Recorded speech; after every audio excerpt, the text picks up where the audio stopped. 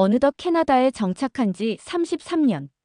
세월은 강물처럼 흘러 어느새 젊은 목사의 꿈을 품고 시작했던 유학 생활과 목회, 사업, 그리고 지금의 트러커로 이어진 삶 속에서 검은 머리는 75세의 백발로 변해 있었다. 마치 푸르른 나뭇잎을 지닌 채 카나다로 이식한 나무가 지금은 가을의 아름다운 단풍잎이 된 듯한 느낌이었다. 지난 날을 돌아보니 내 인생은 산을 넘고 물을 건너온 여정이었다. 마치 훈련소에서 철조망을 기어 통과하며 화생방 훈련에 눈물을 흘리던 그 시절처럼 이민자의 길은 험난하고도 눈물겨운 시간이었음을 실감한다. 이민은 새로운 땅에서 나와 가족이 뿌리내리는 일이었다. 당시 나는 두 어린 자녀를 데리고 왔는데 이는 마치 열매가 맺힌 채로 나무를 옮기는 것과 같았다. 나는 유학으로 학위를 취득하고 목회를 성공적으로 이어가는 것이 뿌리를 내리는 길이라 믿었지만 현실은 내 생각과 거리가 있었다. 장신과 아세아 연합 그리고 리전트 칼리지의 신학과 한국 캐나다에서의 목회 경험조차 뿌리를 내릴 수 없었다. 이후 나는 리전트에서 배운 실천 신학 영향으로 목회를 조기에 은퇴하고 우리 가족 나무를 살리기 위해 시작한 사업은 지인의 배신으로 고된 고통만을 안겨주었다.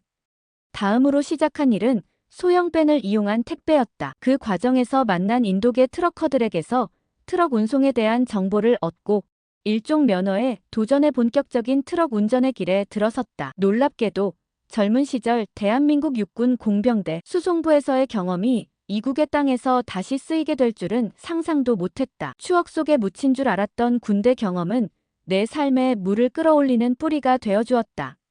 군 복무 당시 수없이 맞고 고생했던 그 시간들이 지금은 외국에서 현역으로 일할 수 있는 원동력이 되었고 나는 늘 대한민국 군대에 감사한 마음을 갖고 살아간다.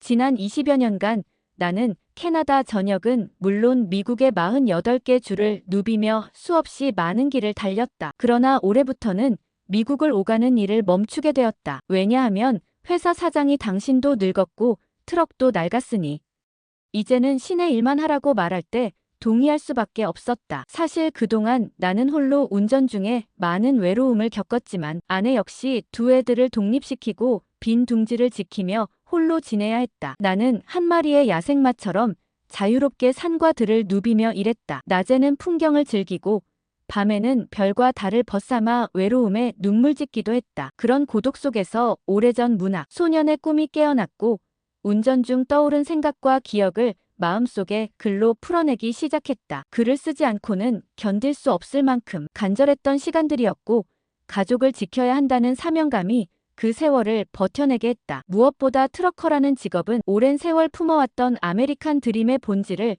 체험하게 해주었다. 광활한 대지의 속살을 곳곳에서 보고 느끼며 20년 넘게 내 활동의 무대로 삼을 수 있었던 건 돈으로 환산할 수 없는 귀한 경험이었다. 이 경험은 결국 나를 수필가로 등단하게 해주었다. 이른 새벽 안개 낀 고속도로 옆에서는 토끼와 사슴이 풀잎 위에 이슬을 아침으로 삼고 있었고 새들은 날개를 펴고 하늘을 누비며 짝을 찾아다녔다. 그런 광경 속에서 나는 동심으로 돌아간 듯한 감정을 느꼈다. 끝없이 펼쳐지는 초원과 목자, 옥수수와 대두콩 밭을 지나며 미국의 광대함에 감탄했고 알라바마와 사우스캐롤라이나의 목화밭은 하얀 꽃송이로 장관을 이루었다. 노스캐롤라이나 북부산의 가을 단풍은 한 폭의 그림처럼 아름다웠다. 자연의 변화 속에서 나는 어린 시절의 문학 소년이 되어 마음속 글을 써내려갔다. 자연뿐 아니라 운전 중 만난 수많은 사람들과의 이야기도 내게 깊은 인상을 남겼다. 졸음운전 중 트럭을 세워 나에게 운동을 시키며 이제는 깨어났느냐? 고 웃어주던 경찰관, 주택가로 잘못 들어가 전선줄을 끊고 당황한 나에게 시의 관리 소홀이라며 안심시켜준 경찰, 눈 내리는 덴버 인근의 밤중에 시청 광장에 트럭을 세우게 하고 하룻밤을 지나게 해준 경찰까지 그들의 배려는 잊을 수 없다. 마이애미에서는 억만장자들이 사는 섬을 보며 감탄했으며 관광객들 사이에서 함께 노래하며 춤추며 즐거운 시간을 보냈고 텍사스 어스틴에서는 백석대 교수와 만나기도 했다. 찰스턴에서는 옛 노예의 경매 시장을 보며 가슴이 먹먹했으며 그곳 한인 식당에서 교민들과 함께 월드컵 한일전 야구를 보며 대한민국을 목이 터져라 외치며 수없이 응원했던 일은 잊을 수 없다.